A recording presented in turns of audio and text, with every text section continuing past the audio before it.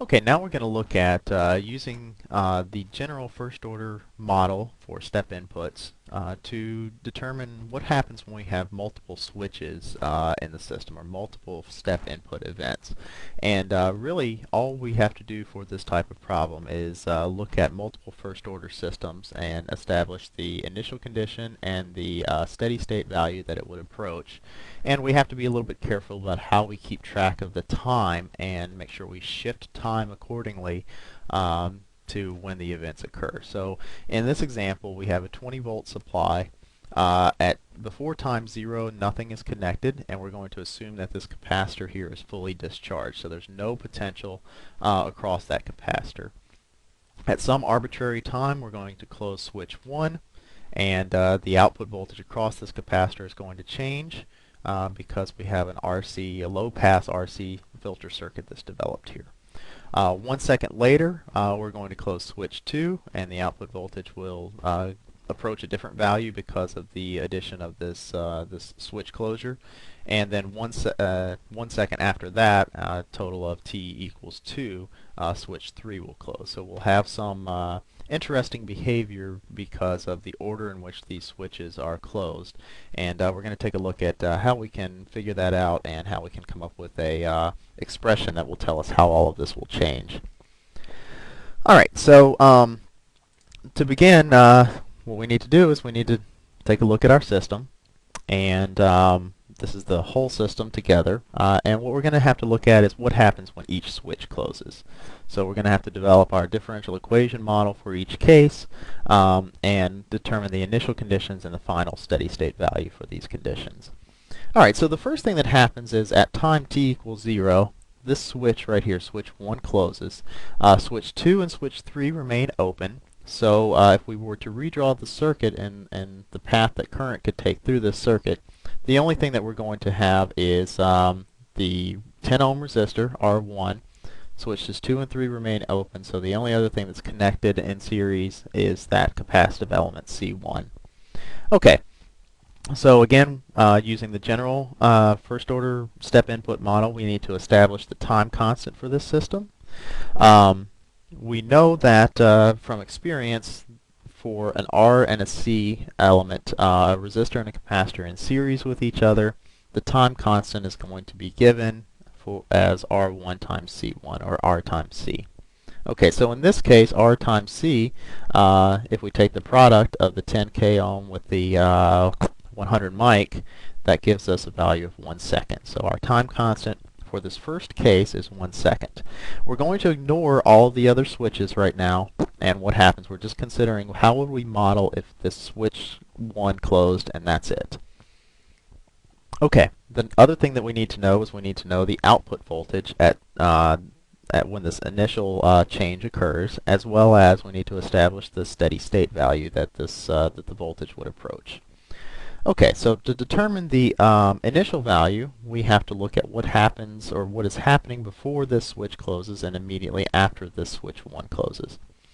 So we know that, or we've assumed that there's initially no potential across the capacitor. All right, and since there's no potential across the capacitor at before time is equal to 0, when this switch closes, we know from the properties of capacitors that the voltage across a capacitor cannot change instantly.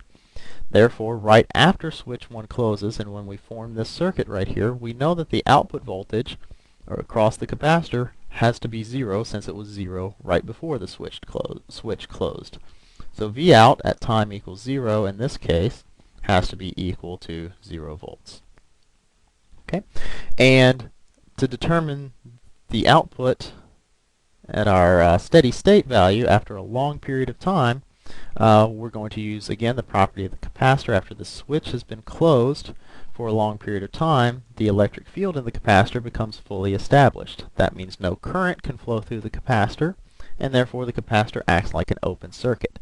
If the capacitor acts like an open circuit and that's no longer in the circuit, there's no current flow, there's no potential change across that 10 kilo ohm resistor. So the output voltage with respect to the low side right here has to be 20 volts, because since there's no current flow and no potential change, it has to be the amount of potential that's applied to the circuit. So after a long period of time, the output voltage is going to approach 20 volts. All right, so we have enough information to establish our general model for the output voltage during this time period. So before time is equal to 0, we know that the output voltage as a function of time, we're going to assume is going to be 0 for all time, and this is for time less than 0. After time is equal to 0 and switch 1 closes, the output voltage will be given by our general model, which tells us if we know the output voltage at time 0, and we know, or when the event occurs, and we know the steady state value that it approaches, and we know the time constant, we can write our behavior as a function of time. So here, the output voltage as a function of time is going to be given by 0 minus 20 times e to the negative t over r1c1 plus our steady state value, which is 20, which we can rewrite as being 20 times 1 minus e to the negative t. I'm going to put in the value of rc, which is 1 second here, or 20 times 1 minus e to the negative t. All right, so since this switch closes at time t equals 0, and there's 1 second before, and it remains in that position, and there's 1 more second until switch 2 closes, this equation that describes the output as a function of time is going to be valid for when time is greater than 0 and as long as it's less than 1 second. Okay, so we have what happens when we close that switch, switch 1. Now we have to go look at the case for when switch 2 closes. All right, so if we look at when switch 2 closes at time at 1 second. Okay, and what I'm going to do is, because we're used to looking at or calling events, saying that events occur when time is equal to 0, I'm going to create a new time variable. All right, so my real time is time t, but I'm going to call this new time variable t1, and t1 is going to be defined as real time minus 1 second. So that means that the second switch, switch 2, is going to close at time t1 equals 0, or real time is equal to 1 second. All right, so at time t equals 0, time t1 equals 0, we need to determine what the initial condition is when this case is true, and we also again need to find the steady state value. And also we need to come up with our differential equation model so that we can determine what the time constant is in this case, because we no longer have a single resistor and a single capacitor in series or parallel, so it's not simply RC. Alright, to do this, I'm going to use, since I'm looking for a voltage, I'm going to use the node voltage method. And I'm going to assume that this is my 0 voltage reference node, and this top node right here is V out, because that will give me the potential across both resistor R2 and C1 when that second switch closes.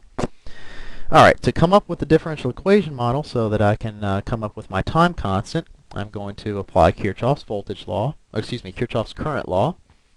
And I have 3 paths for current to flow from this top node, which I'm going to call V out.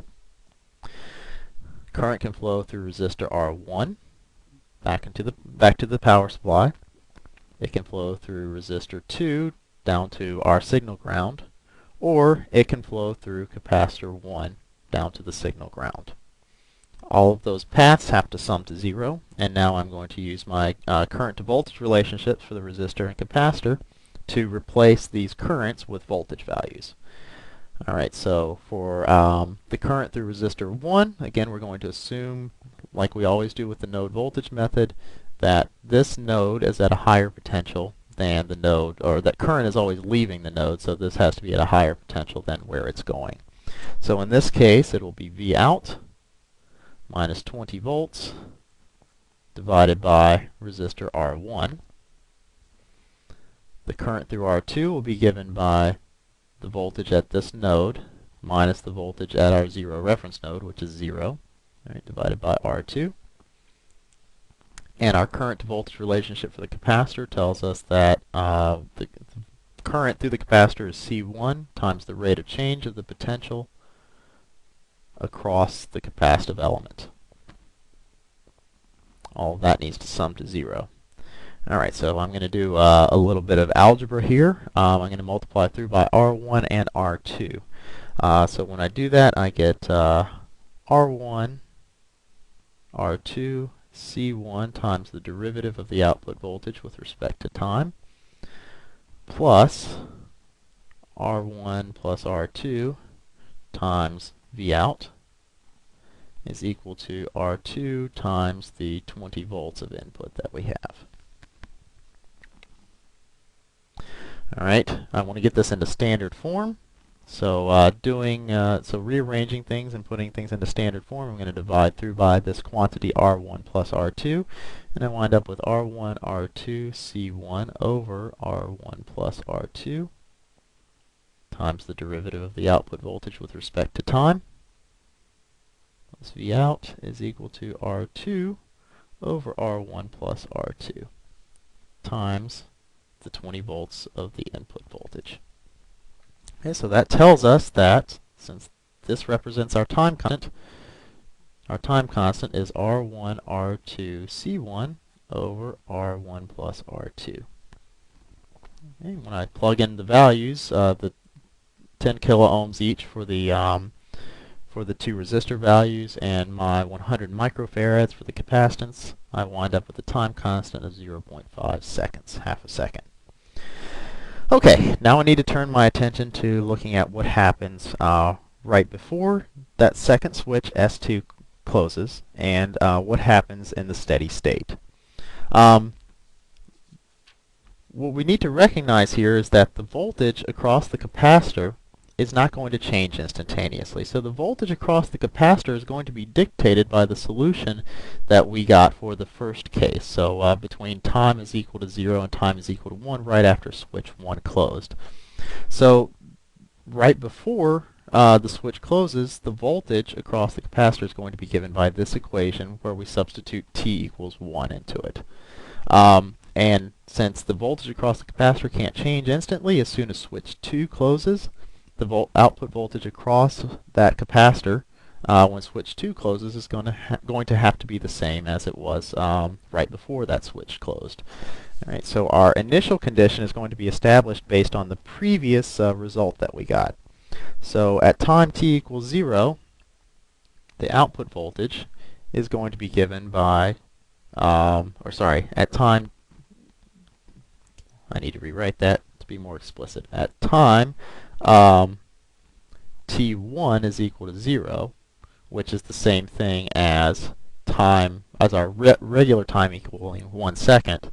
It's going to be dictated by the result that we got previously, which was 20 times 1 minus e to the negative t.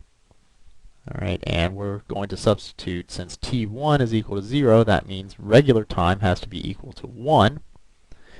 Alright, so that's 20 times 1 minus e to the negative 1, and that gives us a value of 12.642 volts as our initial condition. Alright, so right when switch 2 closes, the voltage across the capacitor is 12.642 volts. Now we need to look at what happens as time approaches infinity, as we get operating in the steady state. And we know from the properties of capacitors that capacitors are going to start to act like open circuits. So as time approaches infinity,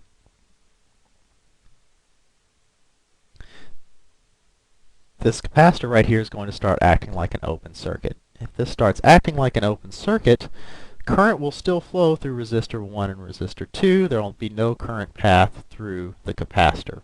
So the output voltage is going to be the voltage that's in parallel with the capacitor that's developed across this resistor R2. And we know that we can establish that using our, we can recognize that this is a voltage divider right here, and we can establish the output voltage based on the voltage divider relation. Since we know that these are both equal magnitude resistive elements, we know that half the potential is going to be dropped across this R1 and half of the potential has to be dropped across R2. So that means that as time approaches infinity, the value of the output voltage is going to go to 10 volts. Alright, so now that we know the time constant and the initial and final values for this, we know that the output voltage as a function of T1 needs to be our initial condition, 12.642, minus the steady state value, 10 volts,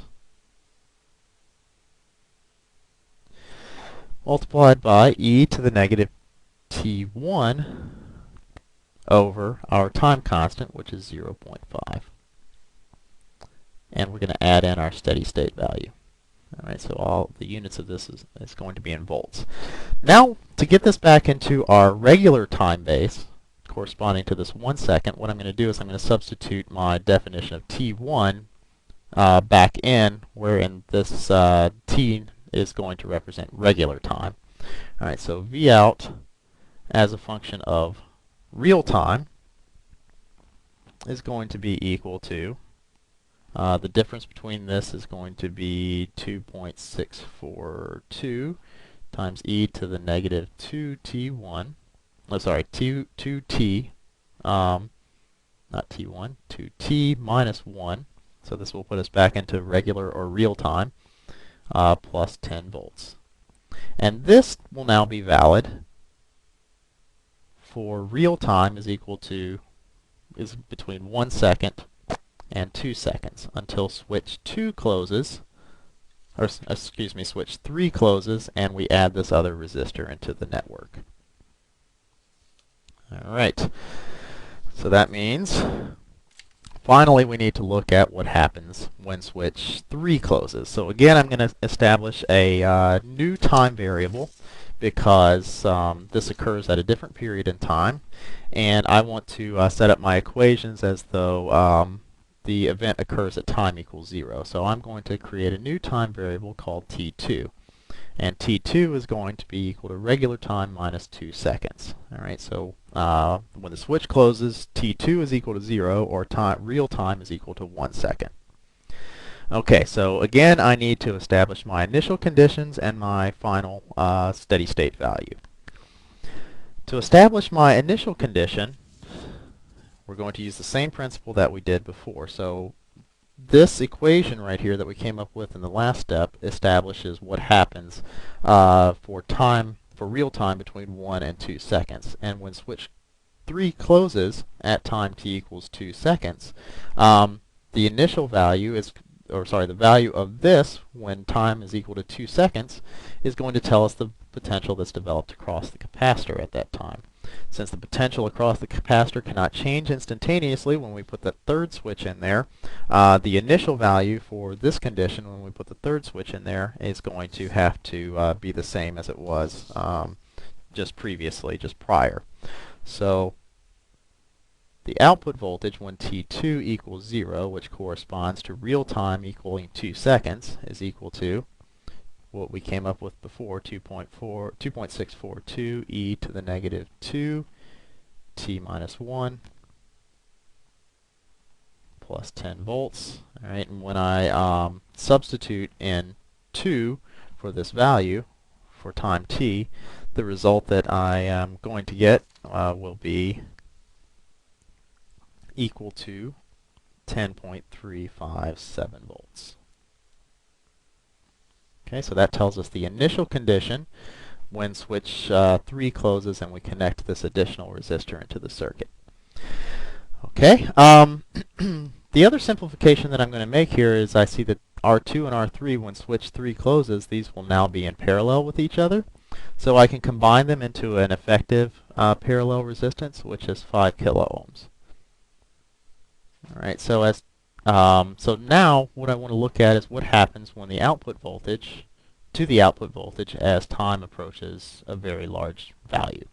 So after switch 3 has been closed for a long period of time, the capacitor is going to act like an open circuit because the electric field has become fully established. No current is going to flow through that, so the output voltage across the capacitor is going to be the same thing as the potential that's developed across this combination of R2 and R3. Okay, so I can use my voltage divider equation to determine what happens as time gets very large here.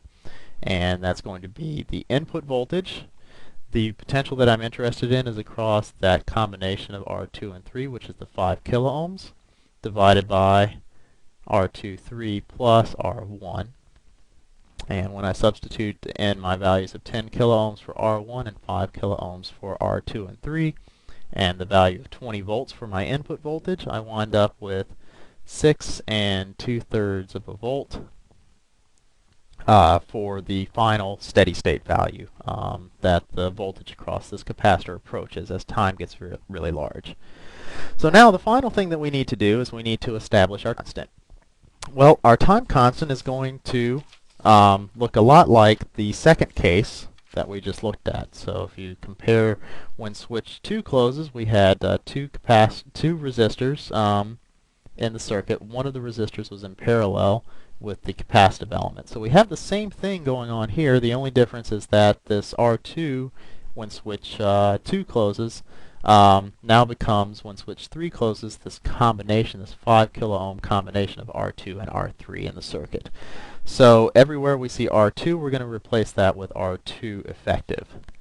R2, R3 effective resistance. So that tells us, using the results that we got previously, that the time constant in this case is going to be R1 plus, or multiplied by the R2, 3 equivalent times the capacitance of capacitor 1 divided by R1 plus R2, 3. And when I substitute in the values for this, I get a time constant of 1/3 of a second. So now I know my initial condition, my steady state value, and my time constant. I can solve.